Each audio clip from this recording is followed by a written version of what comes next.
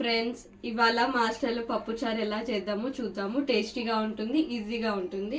First కావాల్సిన ingredients: ఒక glass కందిపప్పు తీసుకొని దాంట్లోకి 3 గ్లాస్ వాటర్ వేసుకొని ప్రెషర్ కుక్కర్లో పెట్టుకున్నాను. 3 విజిల్స్ వచ్చే వరకు ఇలా ఇలా అయ్యే వరకు పెట్టుకోవాలి. తర్వాత మనకి ఆనియన్స్ కావాలి, రాడిష్ కావాలి, తర్వాత సొరకాయ, పచ్చిమిర్చి, ఎండుమిర్చి, మీకు పప్పుకి తగినంత చింతపండు, ప్లస్ ఆవాలు, జీలకర్ర, కరివేపాకు. ఫ్రెండ్స్, ఇప్పుడు ప్రాసెస్ స్టార్ట్ చేద్దామా. ఇలా ఒక బౌల్ తీసుకొని ఒక 2 స్పూన్స్ ఆయిల్ వేసి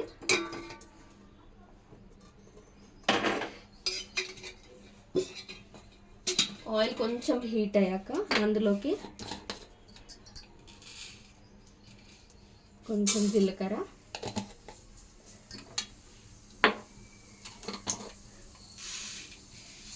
ఆవాలు, ఒక 2-3 వెల్లుల్లి రెబ్బలు కొంచెం దంచుకొని వేసుకోవాలి.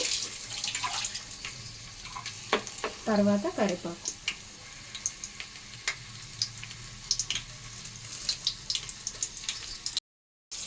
పచ్చిమిర్చి, తర్వాత ఎండుమిర్చి. ఇవి కొంచెం ఫ్రై అయ్యాక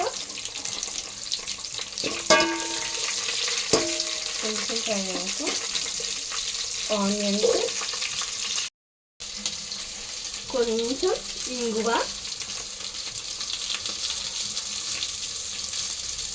తర్వాత కొంచెం పసుపు, 1 స్పూన్ పసుపు. ఒకసారి మిక్స్ చేసేసి ఇప్పుడు ఇవన్నీ మంచిగా కలుపుకున్నాక అందులోకి మనం కట్ చేసుకున్న సొరకాయ ఇంకా రాడిష్ వేసేసుకుందాం.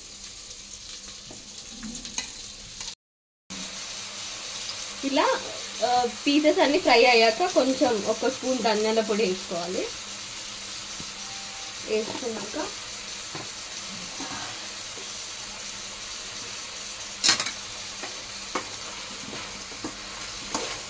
కొంచెం ఇలా మిక్స్ చేసుకొని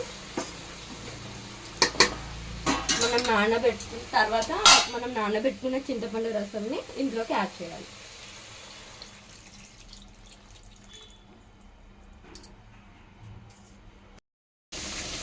ఇలా పులుసు మంచిగా మరిగాక మనం ఉడకబెట్టిన పప్పుని ఇందులోకి యాడ్ చేద్దాము.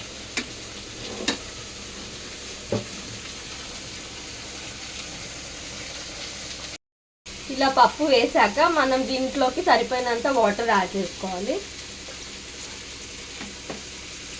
వాటర్ వేసాక ఒక్కసారి ఇలా మిక్స్ చేసేసి ఇప్పుడు మీకు తగినంత సాల్ట్ వేసుకోండి. నేనైతే 2 స్పూన్స్ వేసుకున్నాను సాల్ట్.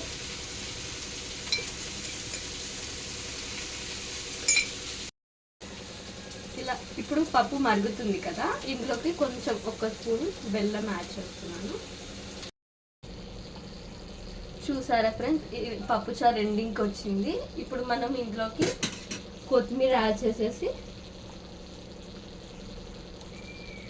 స్టవ్ ఆఫ్ చేసుకుంటే అయిపోతుంది పప్పుచారు. మీకు ఈ వీడియో కనుక నచ్చినట్టయితే లైక్ చేయండి, షేర్ చేయండి, కామెంట్ చేయండి. ఇంకా మీకు ఏమన్నా హెల్తీ రెసిపీస్ ఏమన్నా కావాలి అంటే కామెంట్ చేయండి. డెఫినెట్గా చేయడానికి ట్రై చేస్తాను. సబ్స్క్రైబ్ చేయడం మాత్రం మర్చిపోకండి. మీ ఫ్రెండ్స్కి కానీ రిలేటివ్స్ కానీ షేర్ చేయండి.